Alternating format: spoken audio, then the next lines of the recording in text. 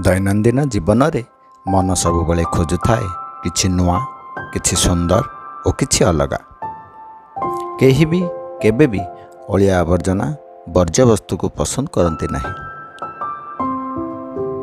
एपरी किछि अनुभूति को नहीं परिश्रम उद्यम कारीगरी कौशल एवं सृजनात्मक चिंताधारा को प्रयोग करी गढ़ी उठी ब्रह्मपुर स्थित शिल्प तालीम प्रतिष्ठान प्रांगण रे थिबा वेस्ट टू वेल्थ पार्क। एठारे वर्ज्यवस्तु किपरि चमत्कार ढंगरे सुंदर सुंदर मॉडल प्रस्तुत होइछि से सब को देखिले आखि लाखि जाए। केवल सेतिक नुहे एई सबु मॉडल मध्यरु एमिति किछि कारुकला प्रस्तुत करा जाइछि जहाँकि एशिया बुक ऑफ रेकॉर्ड एवं लिम्का बुक ऑफ रेकॉर्ड रे स्थान पाइछि। सृजनात्मक चिंतन और कारीगरी विद्यार एक निर्छक निदर्शन एठारे देखा मिले। गाड़ी चक्कर व्यवहृत होउथिबा टायर रु विभिन्न प्रकार पशुपक्षी जीवजंतु डायनोसर बण मनीष गाड़ीर मॉडल टैंकर आदि विभिन्न प्रकार मॉडल अति सुंदर भाव में एठारे प्रदर्शित होइछि।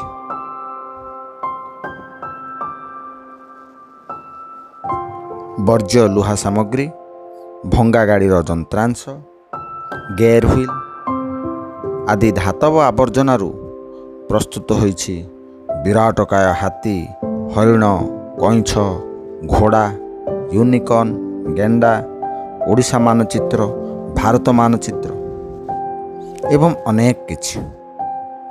से सबु मध्यरु सबुठारु आकर्षणीय होइछि 10 अवतार कारुकला एवं गणेश कृष्ण आदि देवादेवींकर प्रतिमूर्ति।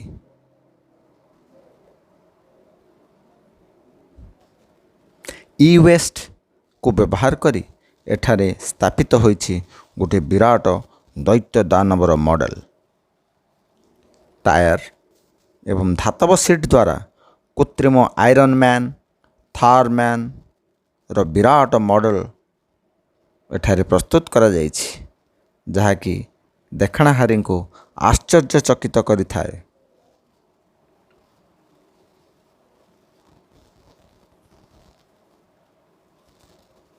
घास गालीचारे प्रस्तुत होइछि विभिन्न प्रकार कलाकृति जहाँकि मनरे सृष्टि करे अपूर्व आह्लाद एवं सेल्फी फोटो उठाइबा को एवं कैमरा रे ए सबु को कैद करिबा पई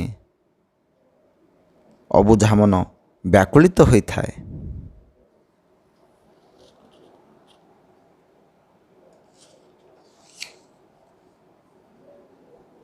वास्तव में एपरी प्रयास सर्वदा प्रशंसनीय।